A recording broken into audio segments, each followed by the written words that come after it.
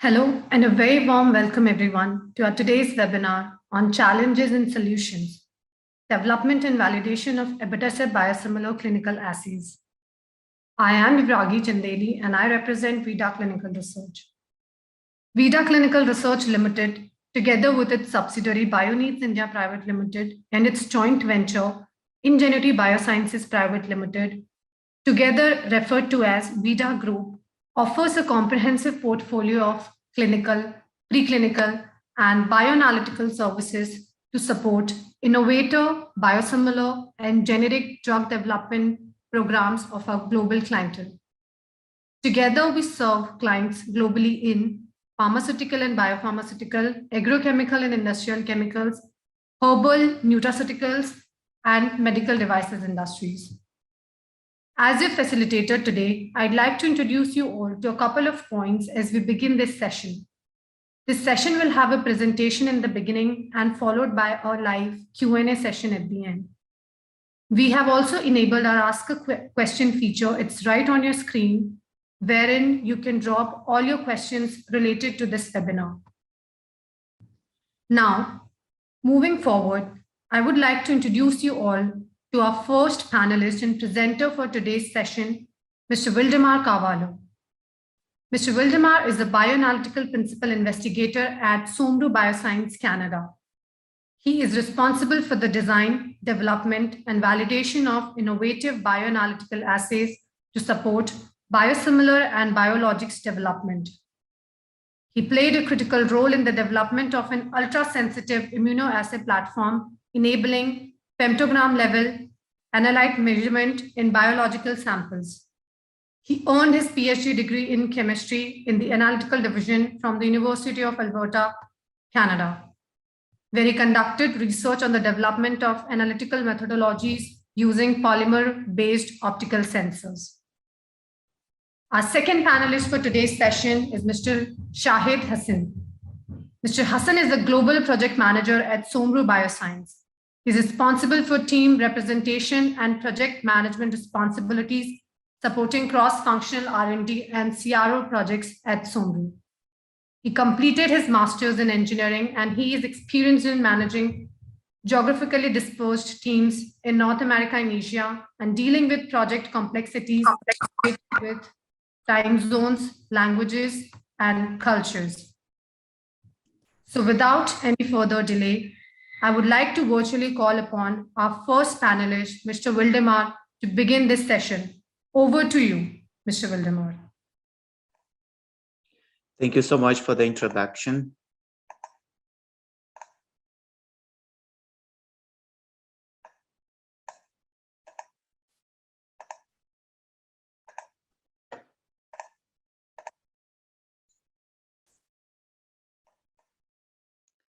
Hello, everyone. Thank you for having me here today. Today, I'm going to talk about the challenges and solutions in the development and validation of Abatacept clinical assays. Here is an outline of my presentation. First, I'm going to give you an overview on Abatacept, its structure, mechanism of action, and characterization, as it is really important to understand them so we can develop effective clinical assays. And then we will jump into the challenges and solutions in the assessment of Abatacept clinical assays, including PK, ADA, and NAB, taking into account regulatory considerations from the FDA and EMA when developing those assays. So Abatacept, I shown here in this figure, it is a soluble fusion protein that consists of the extracellular domain of human CTLA-4 linked to the modified Fc portion of the human IgG1. Modifications to the original sequences of the human IgG1 gene were introduced to avoid unattended disulfide bridge formation and to reduce the ability of complement activation. Structurally, abatacept is a glycoprotein with a molecular weight around 92 kilodaltons, composed of two identical subunits, covalently linked by one disulfide bond, and it is produced by recombinant DNA technology in a mammalian cell expression system. Abatacept's mechanism of action, as shown here in this figure, is to prevent T cell activation by selectively binding to CD8, CD86 receptors on antigen-presenting cells, displacing the other natural ligand CD28 expressed on T cells. So the interaction between the CD28 and CD86 is required for full T cell activation. Therefore, this blocking action by abatacept deprives T cell from an important co-stimulatory signal, leading to suppression of T cell activation.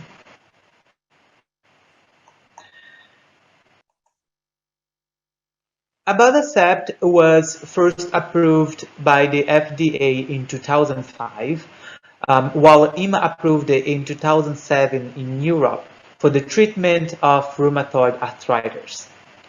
The patent on the originator product expired in the US in October of 2019 and in Europe in December of 2017.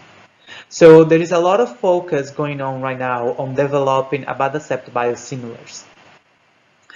Abatacept characterization is not really the focus of my presentation here today, but I would like to point out that the FDA and EMA guidelines for biosimilar development recommends a stepwise approach, where the next steps are highly dependent on the findings of the previous step.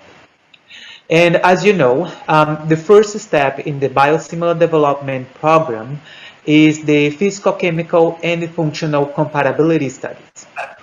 And it will determine whether in vivo non-clinical studies, like animal work, will be required or not.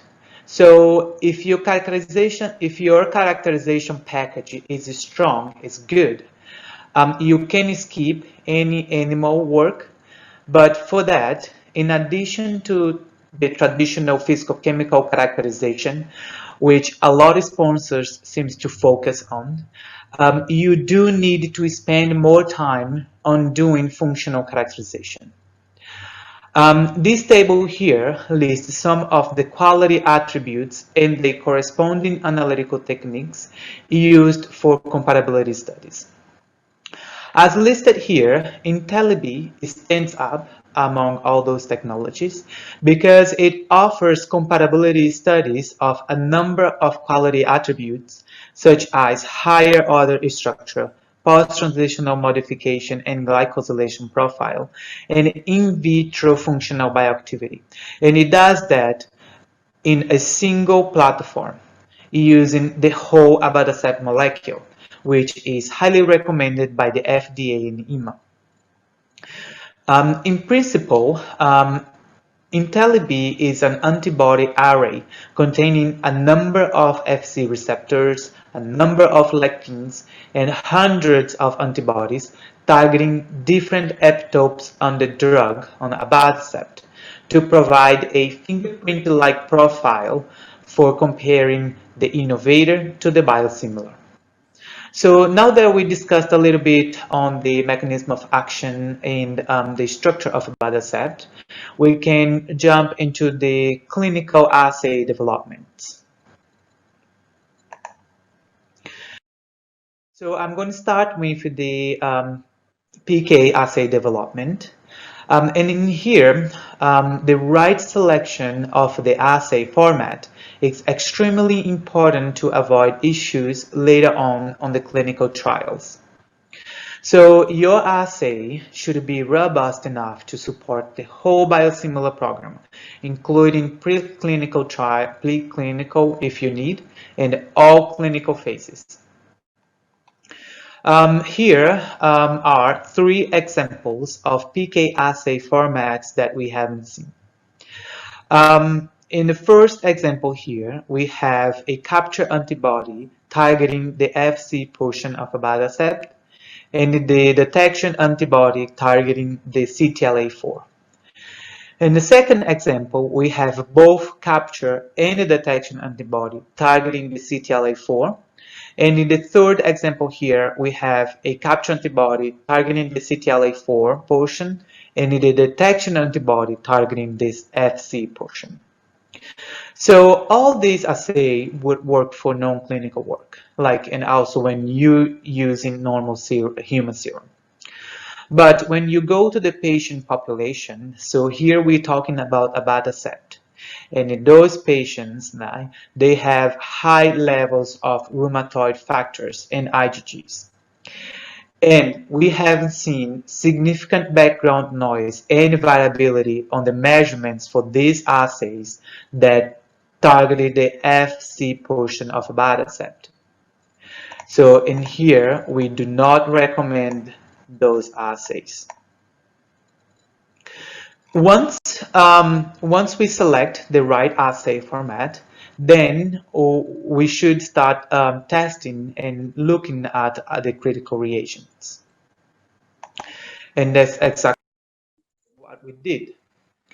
So initially, we evaluated 3 capture antibodies from 2 different sources, including monoclonal and polyclonal antibodies. And the results for them are displayed here in this graphic. So as you can see, for capture antibody 3, we had a lot of background issue, while for capture antibody 2, we had no signal. But for capture antibody 1, we had low background issue, and we could see a dose response, but those signals were significantly low. So what we decided to do was to continue assay with capture antibody 1, but doing some assay optimization. For that, in this case, we vary its concentration.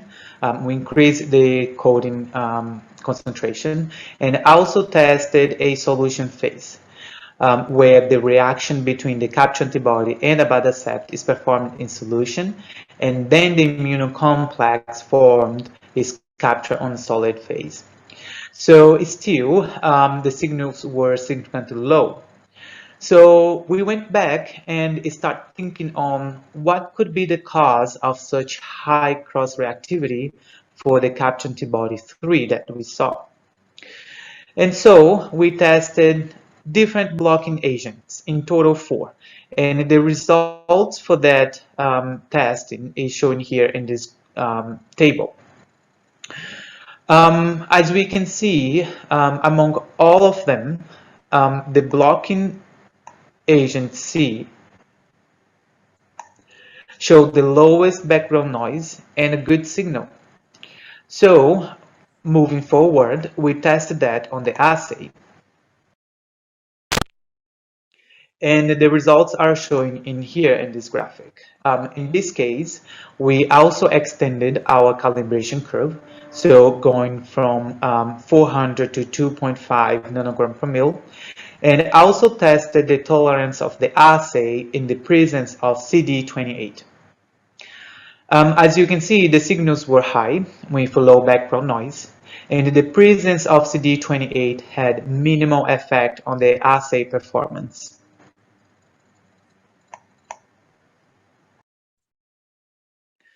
We also carried out some selectivity studies and a mini accuracy and precision test with, again, an extended calibration curve, in this case going from 800 to 5 nanogram per mil. So the results are shown here in this graph and in this table. We could obtain a range of 20 to 800 nanogram per mil with a linearity up to 400 nanogram per mil. When we look at the QCs, the results for the QCs, we can see that the percentage CV and buyers are all below 20%.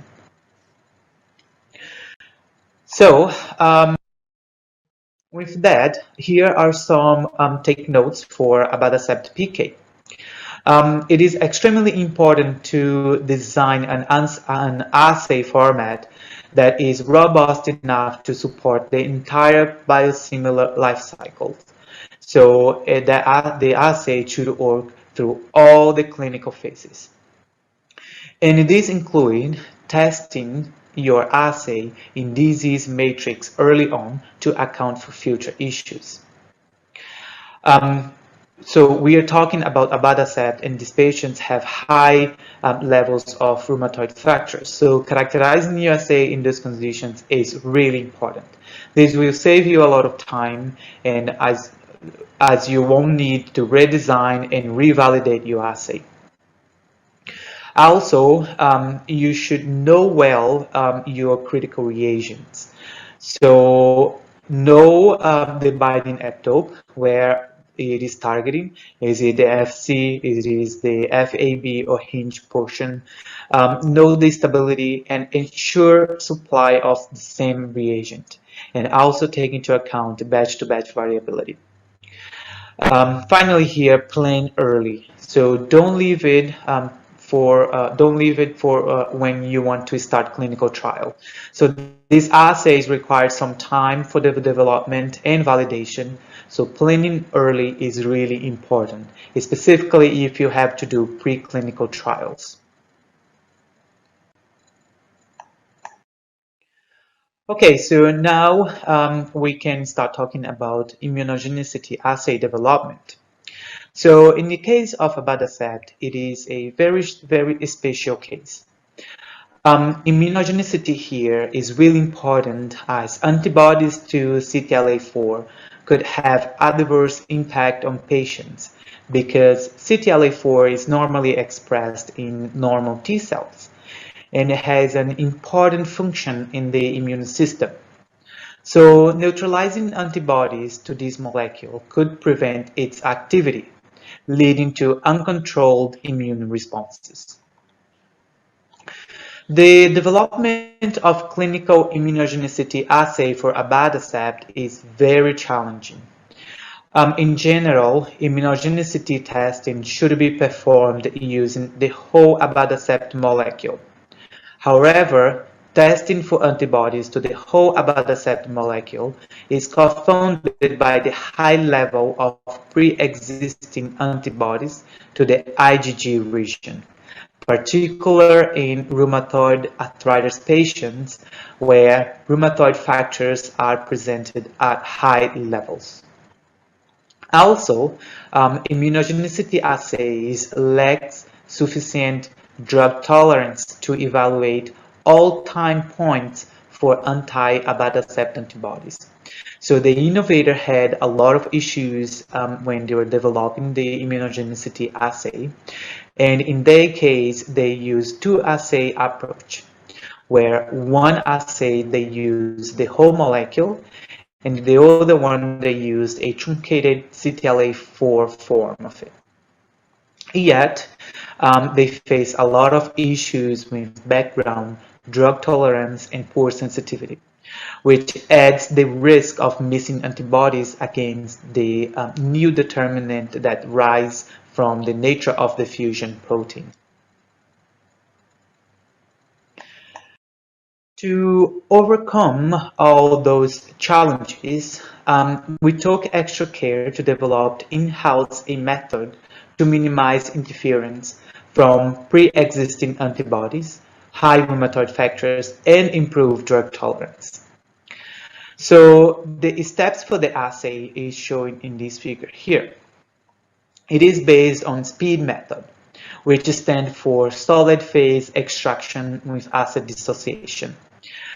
SPEED method is a plate-based method that involves extraction of ADA from a solid phase bound to biotin drug that utilizes a double acid dissociation steps to improve the assay drug tolerance and to overcome non-specific bind from pre-existing antibodies and rheumatoid factors as well.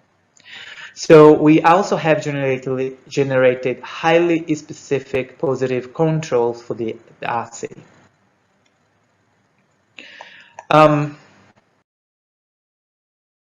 This graph here, it shows a comparative studies of a similar method used by the innovator with our speed method, where we tested a number of negative control sera. As you can see, the speed method showed significantly less background noise compared to the innovator similar method, which resulted in a less than 100 nanogram per mil of assay sensitivity compared to the original sensitivity of 540 nanogram per mil.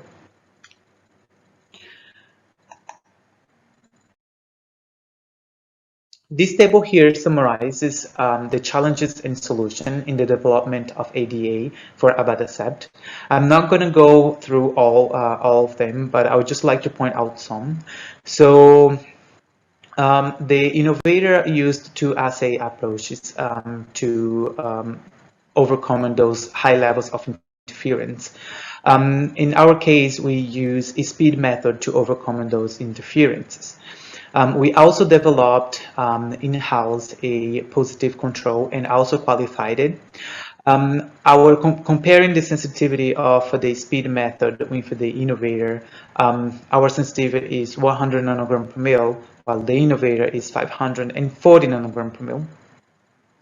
And also, there was a lot of variability and background issues due to the rheumatoid factors present in complex matrix.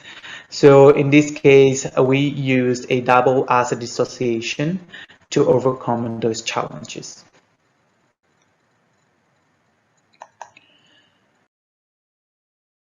Okay, so now talking about the neutralizing assay development, the NAB assay. The choice of NAB assay format needs to be assessed based on the risk associated with the drug and its mechanism of action. The FDA and immunogenicity guidance recommends the use of cell-based assays for the detection of NABs, except when the drug's mechanism of action is a soluble target. So in this case, you can use competitive ligand binding assay. However, Abatacept mechanism of action is to block the interactions between two receptors in two cells. Therefore, a cell-based assay is required. And this cell-based assay should also reflect this mechanism of action using relevant cell lines.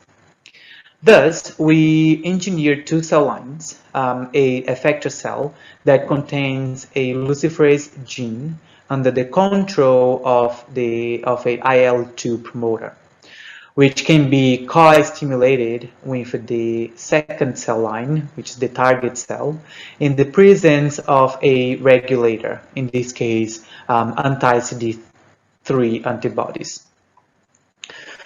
This co-stimulation mediated through the interactions between the CD28 on the effector cells and the CD80-86 on the target cells, in combination with the regulator, activates the IL-2 promoter, leading to increased transcription of the luciferase gene and increased in luciferase protein expression. And then the luminescent signals are measured using a luciferase assay system. Okay, so to make this a little bit more clear, this scheme here shows how the assay works. On the left side here, we have the antigen presenting cells having the CD80-86, and on the right side here, we have the effector cell containing the CD28 and the luciferase gene. In the absence of Abatacept, these two receptors can interact with each other, and the effector cells increase its expression of the luciferase protein. However, in the presence of Abatacept, this interaction is blocked, and thus the effector cells does not express the luciferase protein. However, in the presence of neutralizing antibodies to Abatacept, The neutralizing antibodies will interact with the abatacept and allow these two receptors to interact with each other. And thus the effector cells were increased the expression of the luciferase protein.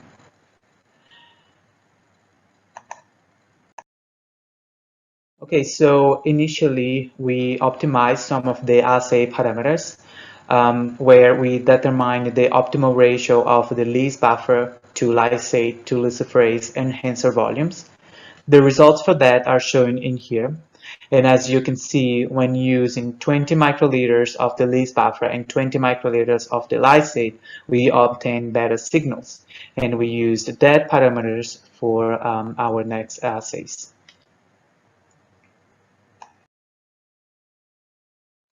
Okay, so next we carry out the assessment of the positive net controls. In this case, we looked at monoclonal and polyclonal NAbs. The results are shown here in this table, which also include the results for 10 microliters lysate, just for comparison. And as you can see, the signals for the monoclonal control were much higher than the polyclonal one. And also, the 20 microliters of lysate gave us higher signal compared to the 10 microliters lysate. So I understand that for NAbs, it is recommended to use polyclonals as it reflects more the actual system. But this exercise was just to determine the sensitivity of the assay, which is around 100 nanogram per ml.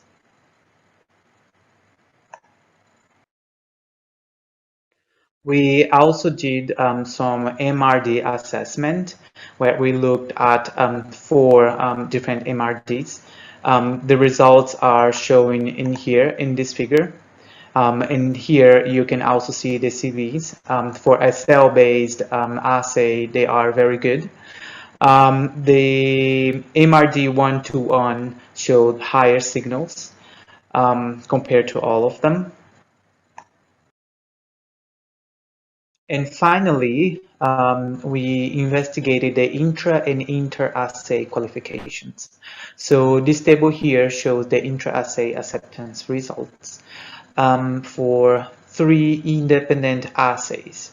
And as you can see, for each assays, the signals were falling within the critical signals, and the percentage CV and signal to noise ratio were also within the acceptance criteria.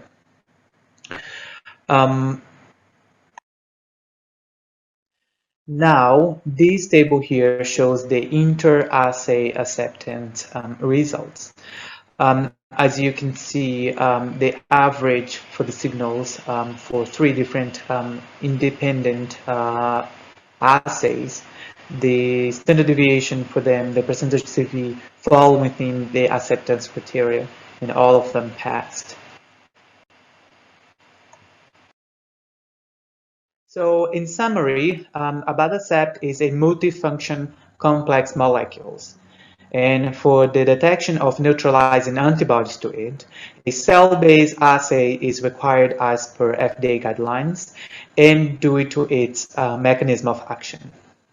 Also, the assay requires multiple cells to reflect its mechanism of action, which also requires custom engineered cell lines.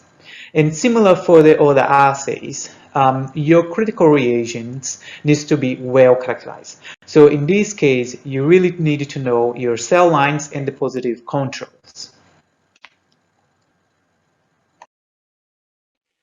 In conclusion, abatacept clinical assays require sensitive and robust PK and ADA assays, while for NAb, it requires a cell-based assay with high sensitivity. In addition, abatacept clinical assays requires experience and expertise in working with the innovator molecule to regulatory expectations. And we have a team of experts working with the innovator molecules and regulatory agents for a long time. The regulatory expectations on these biosimilars is always going up, and they are always expecting better assays than the innovator with higher sensitivity and performance. So you do need a partner that can not only develop these assays, who can understand the technical part, but also have experience with dealing with those regulatory interactions. In addition to that, the critical tool of these assays are the reagents. So you need a partner that, aside from developing the assay and having the experience with the regulatory interactions, can also generate, manage, and qualify reagents for the whole cycle of the biosimilar development. And Somru is equipped to support our Ingenuity partner. So Somru generates and qualifies our own reagents, and we are in a unique partnership with Ingenuity to support them with the reagents that are well managed and qualified before used. Plan early. Following regulatory expectations, these assays can take up to 6 months to be developed and validated. And here, my final message is your biosimilarity is really depending on demonstrating that the PK parameters like Cmax, half-life, Tmax are comparable, and this compatibility data is being generated by these assays. So they are really critical to your biosimilar approval. So if you have one assay that is biased to one of the molecule, then you are drawing conclusions based on analytical difference and not similarity. Thank you all for your attention and for taking your time to listen to me today here. I'll be taking any question. Thank you. Thank you for a wonderful, wonderful presentation, Will. Now we will move on to our questions and answers round. My first question is for you, Will. And the question is, do you see any difference in PK measurements between normal serum versus diseases serum? Over to you. Yes, thank you. So we have optimized for the PK, we have optimized the assay to overcome any interferences from rheumatoid factors and high levels of IgG. So we have done extensive selectivity studies in disease population, and we have not seen any difference. All right, thanks. The next question for you is, for ADA assay, what is your positive control? Over to you. Yeah, so for the ADA, we have developed a positive control in rabbit using the innovative Abatacept. So this can be used for early stage preclinical and clinical work. We strongly recommend generating positive control using your biosimilar and use it as a positive control. We have the capabilities to do it. So if you need it, please contact me. Okay. My last question for you is, PK assay, what if you cannot establish the biosimilarity? How do you handle the situation then? That's a very good question. We will do tests. We will test the biosimilar during the method optimization. And if we see any difference, we will systematically troubleshoot it to ensure that this is not due to analytical assay differences. We cannot, if we cannot solve it, our last option will be use 2 assays like the innovator did. This is very time consuming and labor intensive. We can discuss the details of our approach outside of this call, but in most cases, we are able to establish the biosimilarity. Okay. Thanks, Will. Thank you. Thank you, Will, for your active participation and also for nicely answering most of our questions. My last question is for Shahid. Shahid, the question for you is, how early do we need to initiate the project with you to meet the timelines?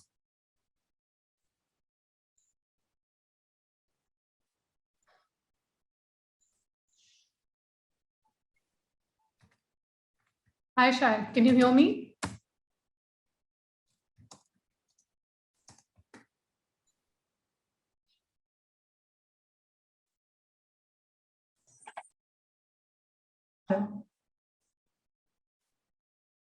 Hey, Shahid, can you hear me?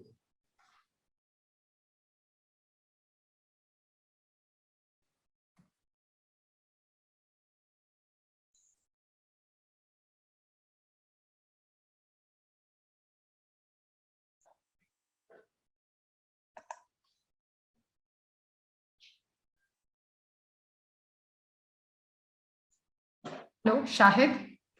So Shahid is having some network issues, but I can answer this question for you. So these assays, they require some time for the development and validation, especially if you are following the FDA and EMA guidelines. So normally we will need, it can take 6 months for the development and method validation, but ideally you should plan for 9 months. Okay. All right. So thank you, Will. Thank you for an amazing presentation and for nicely answering our questions. I'd like to take a pause over here.